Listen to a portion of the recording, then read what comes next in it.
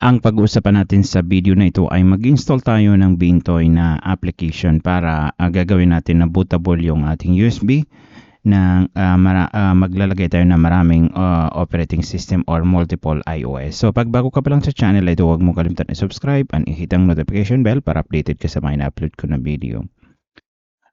Meron ako naka-download na Bintoy na application. So pag wala pa sa inyo, i-search nyo lang sa Google na Bintoy download. So in short pala, dito sa Bintoy ay it is open source for bootable USB ISO, and you can put as many as you want pag kasya sa inyong USB. And napakaganda ito kasi pwede ka maglagay ng multiple iOS sa USB through Bintoy. So select kayo dito kung anong ida-download nyo. Sa akin yung zip file, tapos unzip nyo na lang yung installer na to. So very basic lang siya ito. Naka-unzip na sa akin. Then punta tayo dito and i-click natin yung Bintoy desk. Then yes natin. So ngayon na may naka-insert na sa akin na USB. So kung makikita nyo, bumili ako ng 128 na 128 GB na SanDisk kasi maglalagay ako ng multiple iOS. Meron ako 8 GB. Ang nailagay ko lang na iOS ay 3 lang.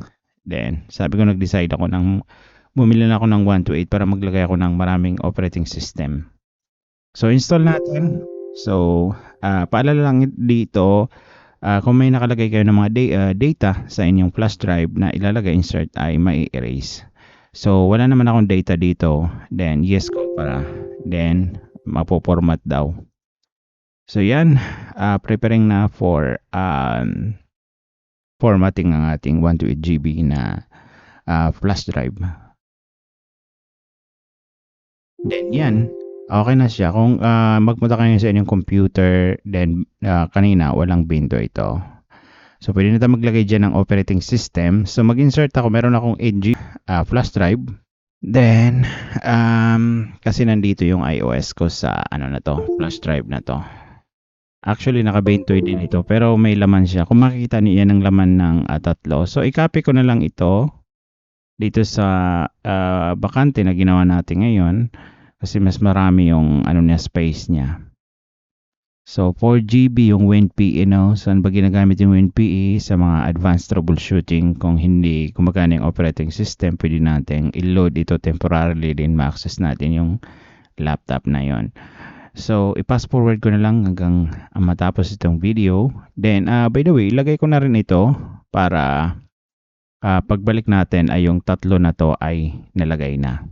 Image dito sa Bintoy. So meron akong Windows 11, Windows 10, WinPE, at saka lagyan ko ng Windows Server 2019 ito para ma-identify ko.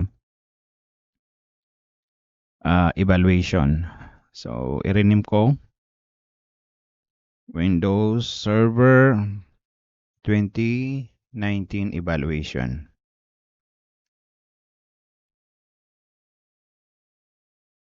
So yan, ready na natin. Mas maganda, lagyan ko rin ito ng tanggalin ko yung niya. Ayan. Then ito rin, masyadong lagyan ko na rin ng Windows PE.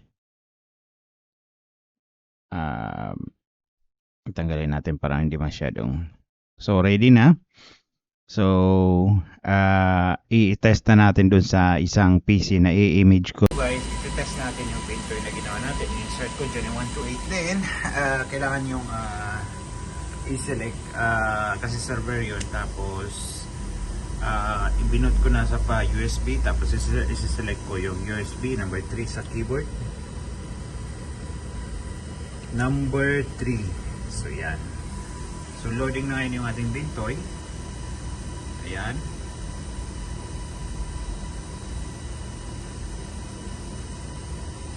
So kung makikita nyo, nandito nilagay natin ang mga operating system, Windows 10, Windows 11, Windows Server 2019 at saka yung WinPE.